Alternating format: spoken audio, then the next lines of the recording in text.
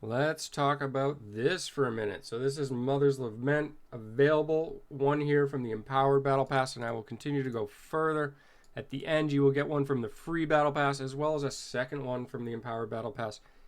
How do you feel about this? I can see people being both excited and people being very upset. Why? Because there's no Fervent Fang anymore. So if you were done with Fervent Fang, that's great because you had no more need for additional duplicates or copies. If you were not done, but you were using it, well, that's a pretty big letdown. There were rumors that this might occur. It was nothing that I saw confirmed, which is why I never shared it. However, it would have been nice to have some more formal notice, I think. Perhaps even some people would have bought in the Empowered Battle Pass if there were a couple copies of getting the next rank or anything of that nature. It might have even increased spending and been a benefit for the company overall. So we'll start there. You feel free to leave comments how you feel. I'd also be curious how many people kind of feel like they got screwed out of this. Like, did you want more copies and couldn't? Maybe you haven't been playing the whole time. Maybe you haven't been able to get to the max rank battle pass each season and so forth. So would you have preferred notice? Whatever it may be, I'd love to get some feedback so that I can pass it along.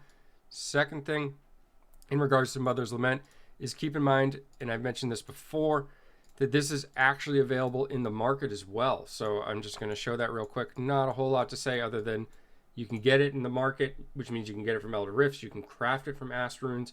So again, there wasn't even the same need for this from the Battle Pass like there was for Fervent Fang. Are we going to see something like Fervent Fang return at some point?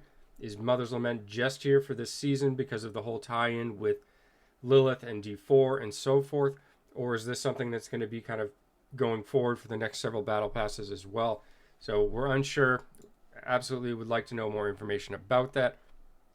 Another thing I'd like to talk about today is we have made mention in a shorter video that on the 13th, as of a post from Sinful Scribe on Reddit, the Battleground season is going to end as well as the Challenge Rift season. So this is something new that's coming, and we've also been told we're going to get more information.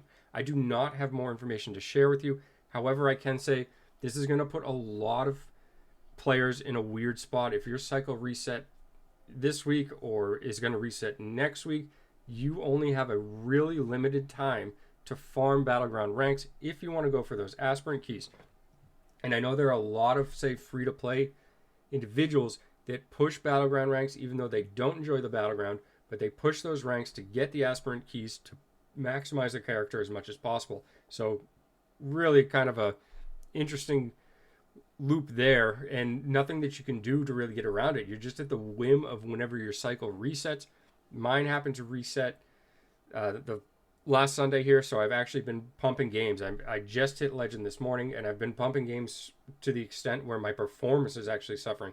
I'm playing for like the entire 2-hour session, multiple sessions, just to get the games in, and with the addition of D4 being here, I'm kind of just half invested into it, but I was able to get those keys because I know the importance of Ivans in the secondary stats, so I want every single key I can get, and there are many players that also feel the same way. Not real happy with the way that was handled. We also have no information about, is this going to affect your badge? Is it being removed from the badge system? I don't know. So if the Battlegrounds are being removed from the badge component, it kind of doesn't make sense because you do the Battlegrounds to increase your badge ratings to then perform better in PvP, right? The badge affects your damage and life in PvP.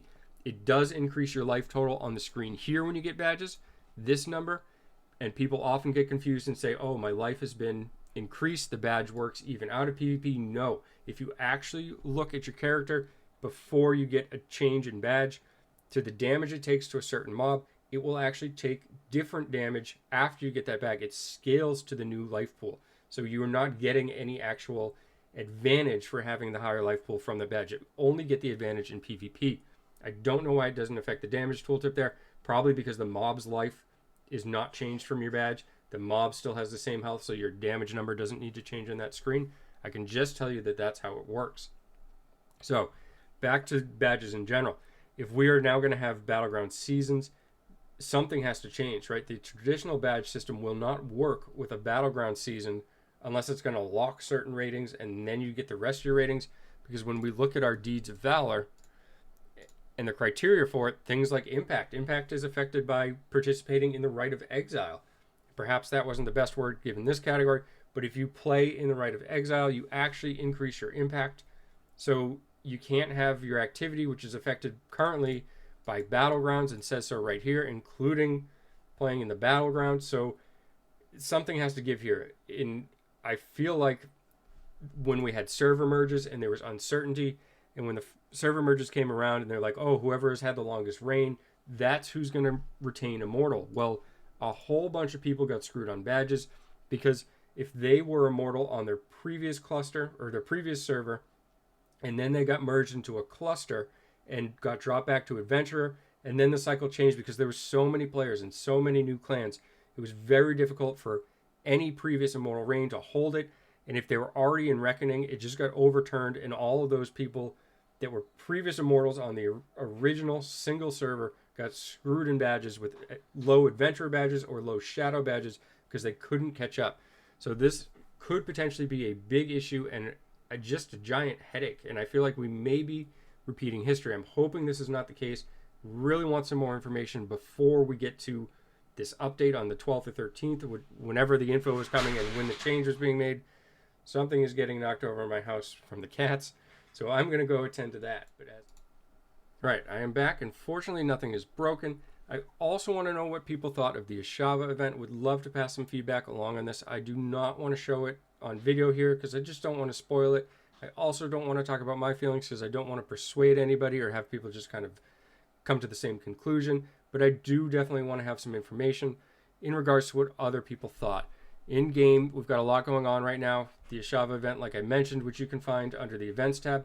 But the Dread Pilgrimage also had a second event unlock. And remember that these unlock on certain dates, meaning that even if you don't log in today, you can still come back and complete them later, as opposed to previous events we've had where you needed to log in on a specific day. So if you're busy doing other things or perhaps playing Diablo 4, something else even, then you can always come back and get those completed. So as always, thank you very much for taking the time to watch, and have a great day.